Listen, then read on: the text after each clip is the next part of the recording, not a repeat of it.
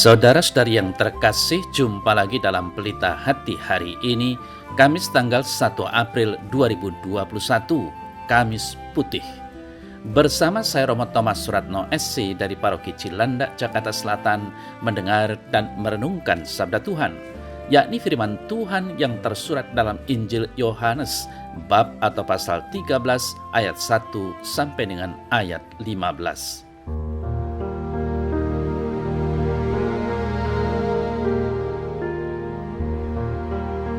Sebelum hari raya Paskah mulai, Yesus sudah tahu bahwa saatnya sudah tiba untuk beralih dari dunia ini kepada Bapa. Sebagaimana ia senantiasa mengasihi murid-muridnya, demikianlah sekarang ia mengasihi mereka sampai saat terakhir. Ketika mereka sedang makan bersama, iblis membisikkan dalam hati Yudas Iskariot, anak Simon, rencana untuk mengkhianati Yesus. Yesus tahu bahwa Bapa telah menyerahkan segala sesuatu kepadanya dan bahwa ia datang dari Allah dan akan kembali kepada Allah. Maka bangunlah Yesus dan menanggalkan jubahnya. Ia mengambil sehelai kain lenan dan mengikatkannya pada pinggangnya. Kemudian ia menuangkan air ke dalam sebuah basi dan mulai membasuh kaki murid-muridnya, lalu menyekanya dengan kain yang terikat pada pinggangnya itu. Maka sampailah ia kepada Simon Petrus. Kata Petrus kepadanya, "Tuhan, engkau hendak membasuh kakiku?" Jawab Yesus kepadanya, "Apa yang kuperbuat engkau tidak mengerti sekarang, tetapi engkau akan memahaminya kelak." Kata Petrus kepadanya, "Selama-lamanya engkau tidak akan membasuh kakiku." Jawab Yesus, "Jikalau aku tidak membasuh engkau, engkau tidak akan mendapat bagian bersama aku." Kata Simon Petrus kepadanya, "Tuhan, jangan hanya kakiku saja, tetapi juga tangan dan kepalaku." Kata Yesus kepadanya, "Barang siapa sudah mandi, cukuplah ia membasuh kakinya, karena ia sudah bersih seluruhnya. Kamu pun sudah bersih, hanya tidak semua." Yesus tahu siapa yang akan menyerahkan dia. Karena itu ia berkata, "Tidak semua kamu bersih." Sesudah membasuh kaki mereka, Yesus mengenakan pakaiannya dan kembali ke tempatnya. Lalu ia berkata kepada mereka, "Mengertikah kamu apa yang telah kuperbuat kepadamu? Kamu menyebut aku guru dan Tuhan, dan katamu itu tepat, sebab memang akulah guru dan Tuhan. Nah, jikalau aku Tuhan dan gurumu membasuh kakimu, maka kamu pun wajib saling membasuh kaki. Sebab aku telah memberikan suatu teladan kepadamu, supaya kamu juga berbuat seperti yang telah kuperbuat padamu."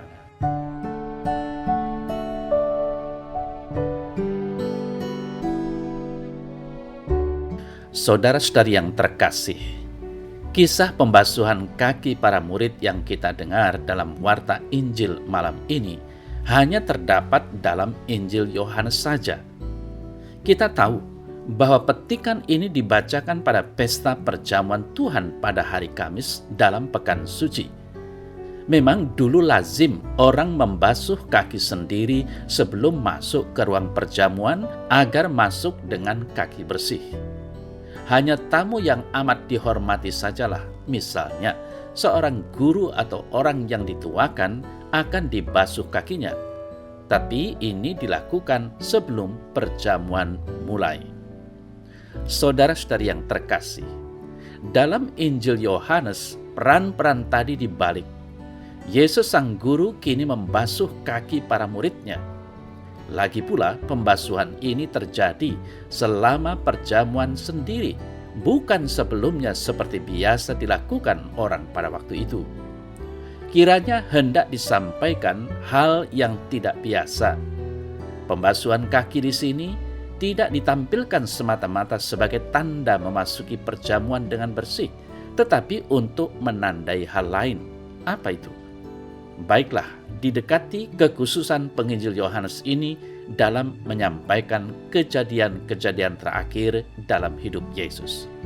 Saudara-saudari yang terkasih, Penginjil Yohanes menekankan, Yesus sadar bahwa dirinya datang dari Allah dan akan kembali kepada Allah, yakni asal-usulnya. Karena itu mereka yang mengenalnya akan mengenali yang ilahi dari dekat. Ini semua diajarkan Yesus kepada para murid terdekat pada perjamuan malam terakhir itu dengan membasuh kaki mereka.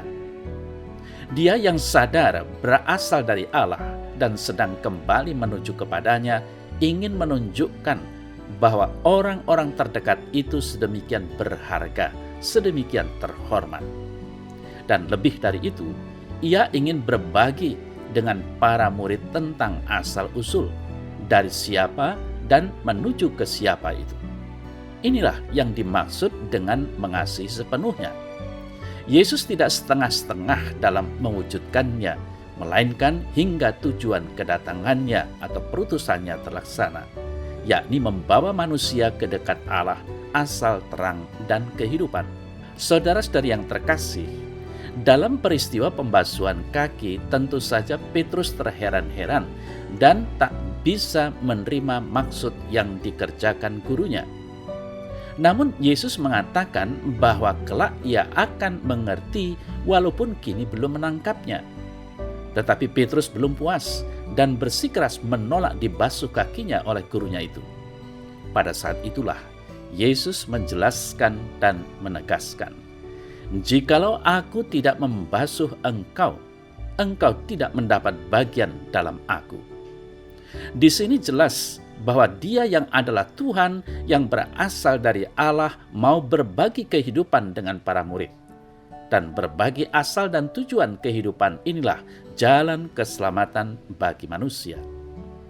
Saudara-saudari yang terkasih, pada kesempatan itu Yesus juga mengatakan bahwa pembasuhan kaki itu disampaikan sebagai teladan bagi para murid, agar mereka berbuat seperti itu satu sama lain.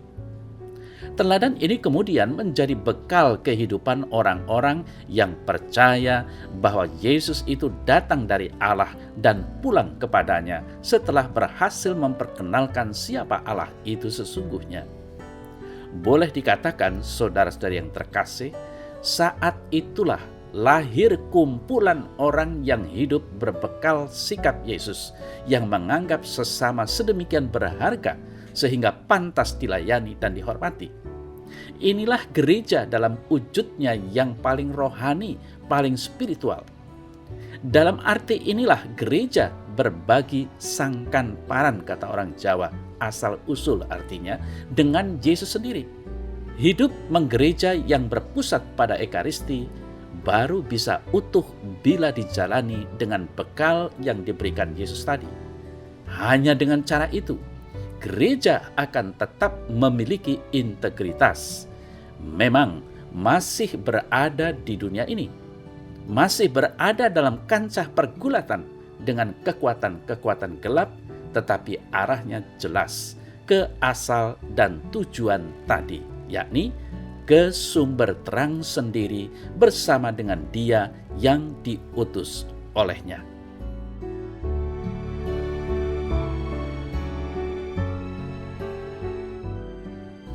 Dalam nama Bapa dan Putra dan Roh Kudus. Amin. Ya Tuhan Allah, aku bersyukur karena Engkau telah mengingatkan akan diri kami yang telah diciptakan dan akan kembali kepada Sang Pencipta, sumber terang sejati.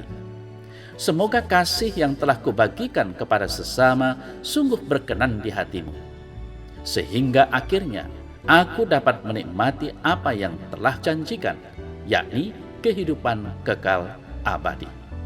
Amin. Dalam nama Bapa dan Putra dan Roh Kudus. Amin.